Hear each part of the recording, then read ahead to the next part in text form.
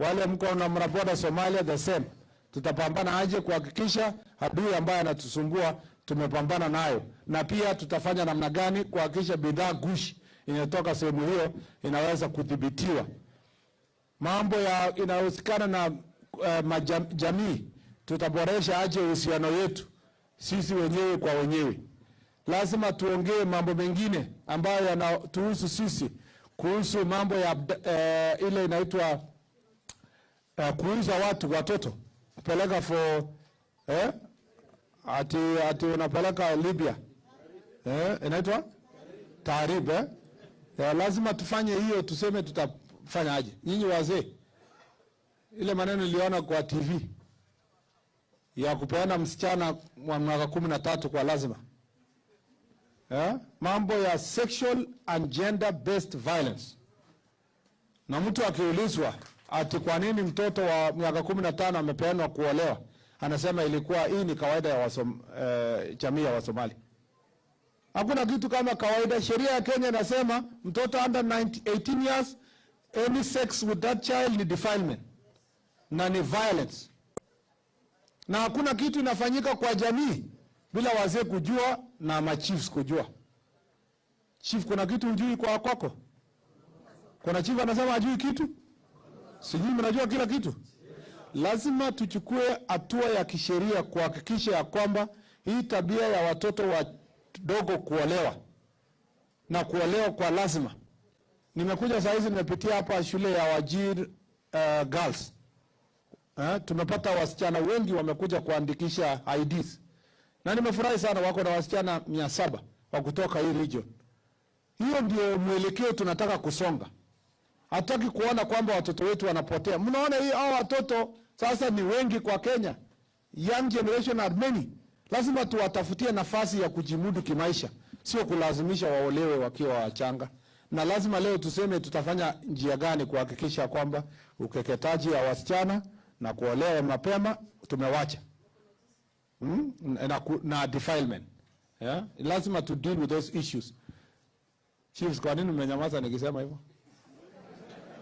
Hata vile mnaniangalia na ananiambia kwamba mkubwa kuna iko challenge kidogo hapo. Hapana. There is no exception. We have to work together to make sure we protect our children and we prepare a better future for them. So mambo mengi tutasema hapa, na ukikuja ongea free. Siogope, hakuna mtu atakuambia kitu leo. Leo mimi niko hapa. Na ukikosea tunakusamea, hakuna maswali ya hakuna makosa tutasamea, alafu tutaanza mpya, lakini usinitusi. Wewe sema tu mambo yako. Hata ukiteleza useme. Sisi tutasikiliza. Hata sijaongea, hii ilikuwa introduction. Tutasikiliza, alafu mimi nitajibu huko nyuma, na pia governor yetu na viongozi wali hapa watasema kitu. Nashukuru governor kwa kuwa hapa na kuwa tayari kusikiliza watu yako, na wamekuja kwa wingi. Mimi nashukuru sana wao kwa sababu tuko hapa leo kwa sababu za kikazi. Ningependa sasa jukwaa la usalama uanze rasmi. Asante sana.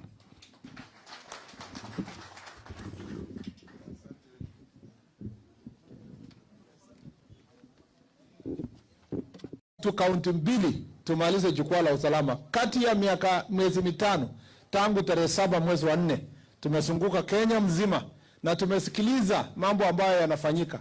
Nilikuwa namwambia Mheshimiwa Governor kuna yale ambayo iko interconnected yenye ina affect counties yote. Hiyo tutaweka report pia tuki highlight challenges ya county yoyote ile. Pia ningependa kusema kwamba tuko hapa na tumefanya mkutano tayari na county security team na regional security team. Washaniambia tayari ile mambo ambayo mnapitia katika sehemu hii, lakini nataka kusikiza kwa kina kupitia wale ambao wanahusika hapo mashinani.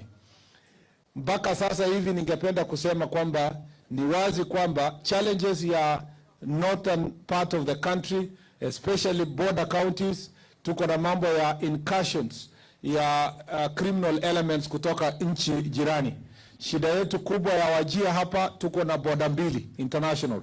Tuko na Somalia ambayo tunapata elements ambao wanatusumbua kwa mambo ya terrorism na mambo ya attack our very important installations katika sehemu hii.